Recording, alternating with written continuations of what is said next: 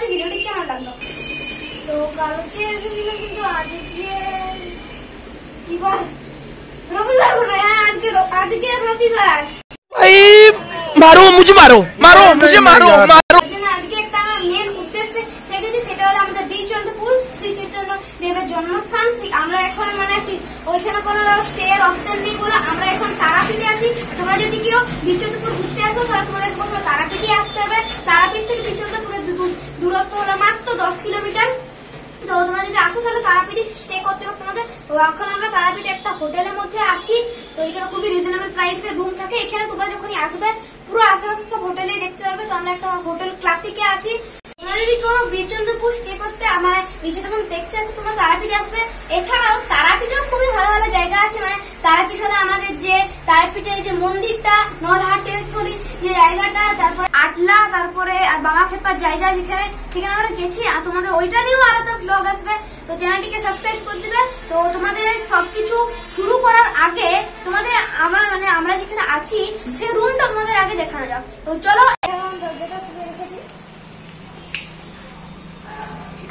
এইটা হলো আমাদের রুমটা, দেখছো এখানে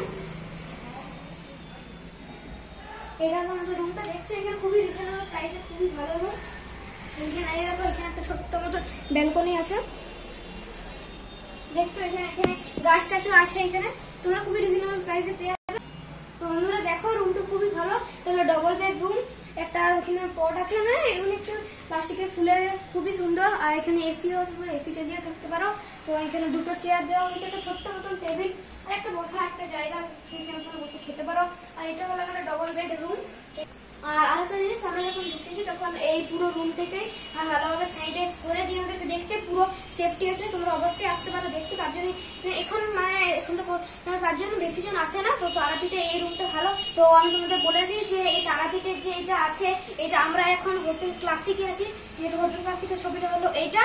আর এখানে রুমগুলো খুবই ভালো, তোমরা অবশ্যই থাকতে পারো। তো এখানে হোটেলের নাম্বারটা যেটা আছে সেটা আমি তোমাদের এখানে দিয়ে দিচ্ছি, দেখছো এটা হলো আমাদের হোটেলের নাম্বার। তো তোমরা এখান থেকে হোটেলে কল করে তোমরা যোগাযোগ করতে পারো, এখানে আসতে পারো। আর তাছাড়াও তোমরা যদি পছন্দ না হয় তোমরা এখানে তারাপীঠে পুরো যখনই ঢুকবে পুরো দেখবে হোটেলে ভর্তি, তোমরা যে কোনো একটা রুম বাই করে নিজের মতো থাকতে পারো। তো ঠিক আছে, আজকে আমরা তারাপীঠে আছি। তো এবার কিছুক্ষণ পরে আমরা একটু বীরচন্দ্রপুরে যাবো। তোমাদের যেটা নিয়ে আজকে পার্টিকুলার একটা ব্লগ করছি। তো তারাপীঠে আলাদা একটা মন্দির আছে যেটা নিয়ে পার্টিকুলার ব্লগ একটা তোমাদের জন্য আসবে। তো ঠিক আছে, আগে রেডি হয় যে তোমাদের সঙ্গে। তো গাইস এই দেখো আমাদের হোটেলটা, এটা হলো হোটেল ক্লাসিক। তোমরা এখানে আসতে পারো। আমরা এখন বেরোলাম আর এই কাউন্টার থেকে চেক করিয়ে। খুব রবিবার দেখছো, খুব ঝলমলে রোদ, আশেপাশে সবাই আছে।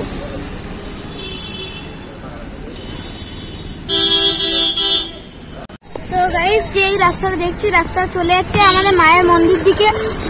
এইটা নিয়ে তোমাদের আলাদা একটা পার্টিকুলার ব্লগ আনবো। রাস্তা দেখছো খুবই ভিড়। এর ভিতরে যে একটু দূরে আমাদের মায়ের মন্দির আছে।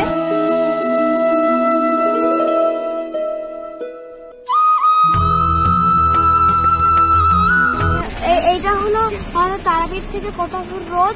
এটা হলো নিত্যানন্দ রামের জন্মস্থান। তো এরকম এখানে আমরা গেটটা দেখতে পাচ্ছ তোমরা।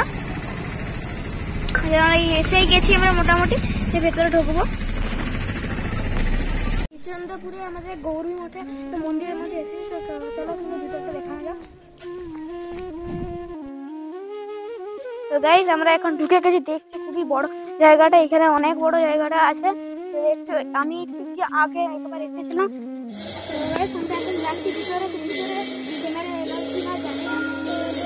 ও ভিডিওটি ঠিকভাবে শুরু করার আগে তোমাদের বীরচন্দ্রপুর নিয়ে কিছু দুয়েক কথা জানানো যাক। একচক্র একটি ছোট্ট গ্রাম। এটি পশ্চিমবঙ্গের বীরভূম জেলার তারাপীঠ শহর থেকে 10 কিলোমিটার দূরে অবস্থিত এবং মহাকাব্য মহাভারতের যে 5 পাণ্ডবের নির্বাসনের সময় তাদের একচক্র থাকার কথা বলা হয়েছে। এটি গৌড়ীয় বৈষ্ণব ঐতিহ্যের অন্যতম প্রধান ধর্মীয় ব্যক্তিত্ব নিত্যানন্দ রামের জন্মস্থান। তাই এটি 1474 খ্রিস্টাব্দে হিসেবেও বিখ্যাত। এই গ্রামটি প্রায় 8 মাইল এলাকা জুড়ে উত্তর এবং দক্ষিণে প্রসারিত। এই একচক্র গ্রামটির নাম একচক্র কেন হয়েছে সেটা তোমাদের সঙ্গে দু এক কথা জানা যাক। কুরুক্ষেত্রের যুদ্ধে যখন কৃষ্ণ তার ভক্ত অর্জুনকে বাঁচাতে যুদ্ধে কোনো পক্ষ না নেওয়ায় প্রতিজ্ঞা ভঙ্গ করেছিলেন, তখন তিনি অর্জুনের সাথে লড়াই করে আসা ভীষ্মদের আঘাত করার জন্য চাকা নিয়ে ছুটে এসেছিলেন। ভীষ্মদেব যখন তাকে অনেক সুন্দর প্রার্থনা দিয়ে সন্তুষ্ট করেছিলেন, তখন কৃষ্ণ তার ক্রোধ হারিয়ে চাকাটিকে একপাশে ফেলে দেন। চাকাটি এই একচক্র গ্রামের জমির উপর পড়ে, তাই এই একচক্র নামটি পায় এই গ্রাম। এক কথার অর্থ হলো একটি এবং চক্র কথার অর্থ হলো চাকা, অতএব এক চক্র।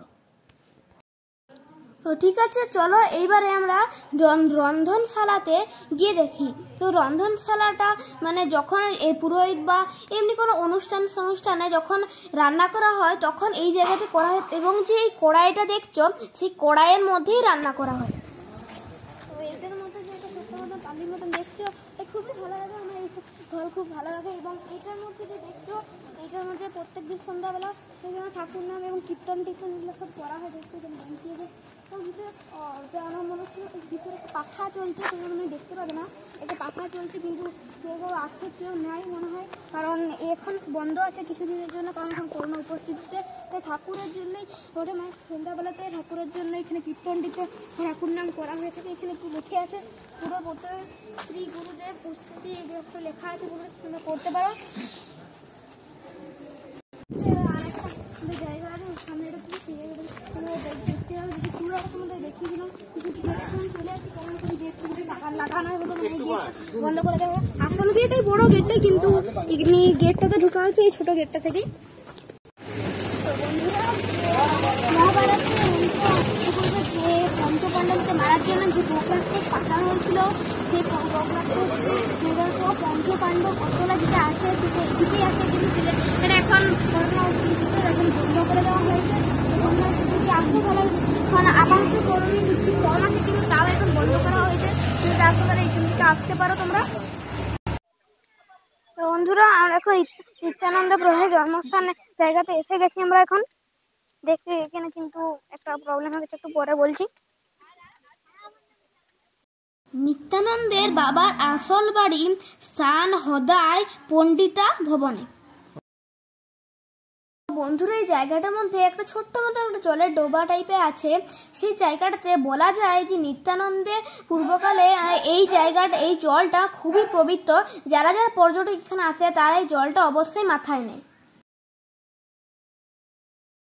তাই আমরাও নিলাম এবং যারা যারা পর্যটক আছে তারাও নিচ্ছে। দেখো, আর যখন জলটা নেবে তখন চটি বা যাই যে পড়ে আছে সেই সব কিছু নিচে পরে দিয়ে পর জলটা নিতে হয়।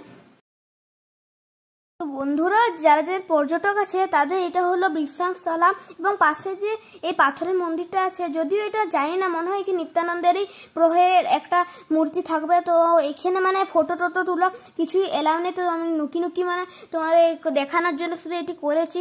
তারপরে ভয়েস ওভার দেওয়া যায়। এবং এইটি হলো একটি ছোট্ট মতো মানে খুব বড় মতন একটা নিম গাছ, সেটি একটু বাঁধানো আছে। এই জায়গাটির মধ্যেই মনে হয় মানে পুজো টুজো করা হয়ে থাকে। এবং এই জায়গাটা দেখছো যে অনেকজন এখানে পর্যটকরা এখানে বিশ্রাম করছে। এবং তোমরা যদি কেউ এখানে আসো তো এখানে তোমাদের জলের কোনো অসুবিধা হবে না, কারণ ওই জায়গাটাতে একটা পানীয় জলের স্থান আছে, সেখান থেকে কল নিয়ে তোমরা জল খেতে পারো। এবং ওই জায়গাটাতে একটা শৌচাগারও আছে, তোমরা নিজের মতন বসে বিশ্রামও করতে পারো। তো বন্ধুরা, এখানে দেখো, এখানে ছোট্ট মতন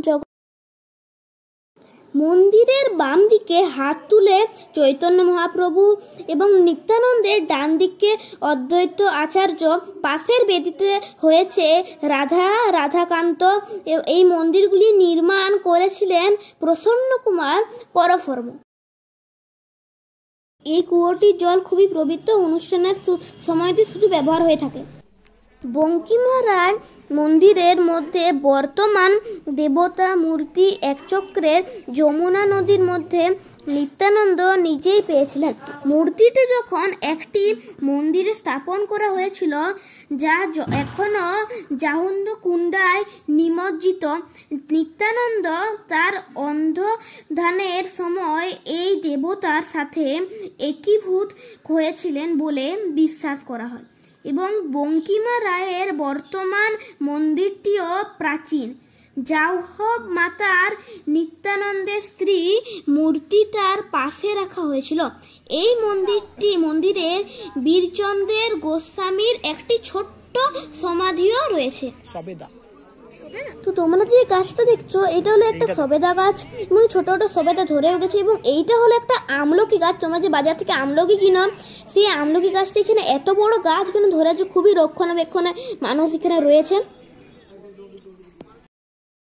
বন্ধুরা, আমরা ঠিক মন্দিরের বাম পাশে যাচ্ছি। বাম পাশে যে দেখার চেষ্টা করছি যে বাম পাশে যে গেটটা আছে তার পাশটাতে দেখা যাচ্ছে নিজে হাতের তৈরি এখানে সবজি চাষ করা হয়েছে, যার কারণ এখানে কোনো বাইরের থেকে খাবার নেওয়া আসা হয় না, এখানেই সব চাষ করে এখানেই খাওয়ানো হয়। এবং এই জায়গাটাতে দেখছো সেটা নিজে অর্গানিকভাবে এই জায়গাটা ঠিকভাবে ট্রাক্টর দিয়ে করে দেওয়া হয়েছে, কারণ এখানে অবশ্যই কোনো প্ল্যানিং করা হয়েছে, পরে ফিউচার প্ল্যানিং করা হয়েছে কোনো সবজি টবজি উগাবে বলে। এবং যে এই বিল্ডিংটা দেখছো, সেই বিল্ডিংটা হলো এখানে যারা কাজ করবি না তাদের থাক। আমরা মানে এখান থেকে বেরিয়ে গেলাম, এখানে সব কিছুই মানে ভিডিও করা অনেক ছিল, লুকি করেছিলাম, তোমরা দেখলে তো ঠিক আছে। তোমরা বেরিয়ে গেলাম, আর একটা জায়গায় যাবো, তোমরা দেখতেই পাবে তখন। ঠিক আছে, চলো চলো।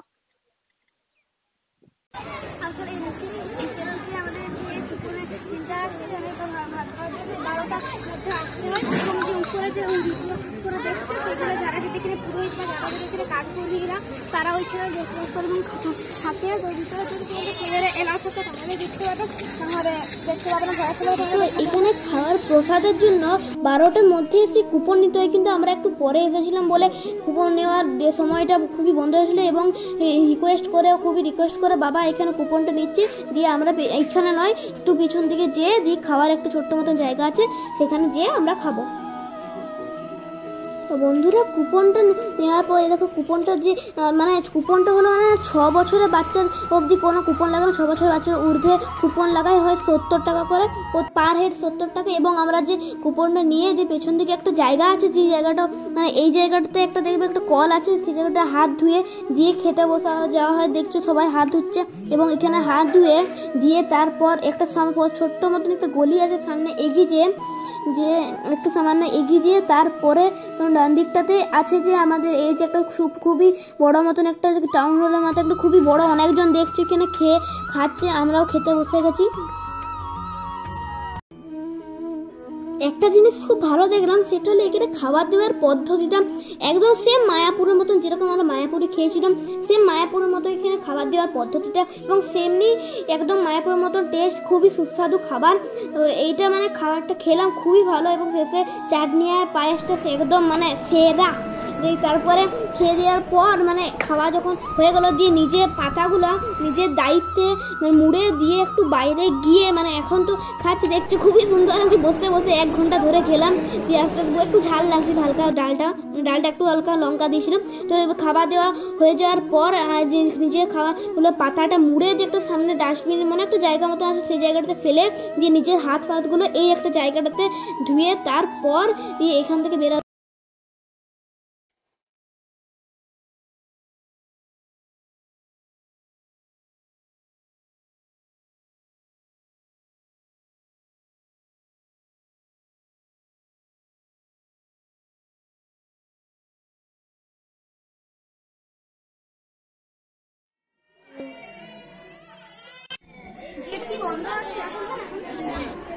ওপরে যাওয়া যাচ্ছে না, ওপরে যাচ্ছে না, ওটা শুনে যেতে পারবো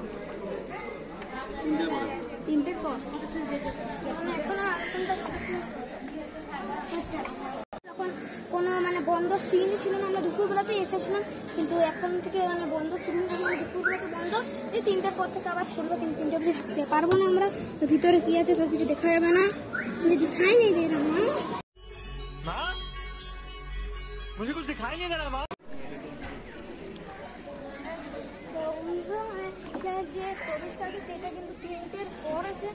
এখন 2:16 বাজছে, তো এখনো মোটামুটি 40-50 মিনিট ওয়েট করতে হবে, তারপর তার আগে আমরা বেরিয়ে যাবো। खत्म তো গাইস, মনে হয় তোমাদের ভিডিওটি ভালো লেগেছে। তো তোমাদের প্রথম থেকে যে কিছু দেখেছেন সেগুলো সবগুলো আমি একবারে ক্লিয়ারে বলে দিচ্ছি। তো প্রথমে আমরা দেখালাম গৌর মন্দির, এটা মানে সরি, তো মানে এখন করোনা উপস্থিতি বেশিরভাগ জায়গায় বন্ধ আছে, তা আমরা তোমাদের দেখানোর জন্য এসেছি। তো এটা বন্ধ করে খোলা, তারপর আমাদের একটু দেখালাম বিজয়নগরের জন্মস্থান, সেইটাও বন্ধ ছিল, তাও ওদেরকে তোমাদের কিছু কিছু দিলাম। তো এটা তারপরে যেটা মায়াপুর ইস্কন মন্দির আছে সেটারই এটা হলো একটা ব্রাঞ্চ। তো তোমাদের ভিডিওটিকে কেমন লাগে কিন্তু অবশ্যই বলবে, এবং আমি আরেকটি নতুন ভিডিও নিয়ে আসবো। Wait for the next one, till then.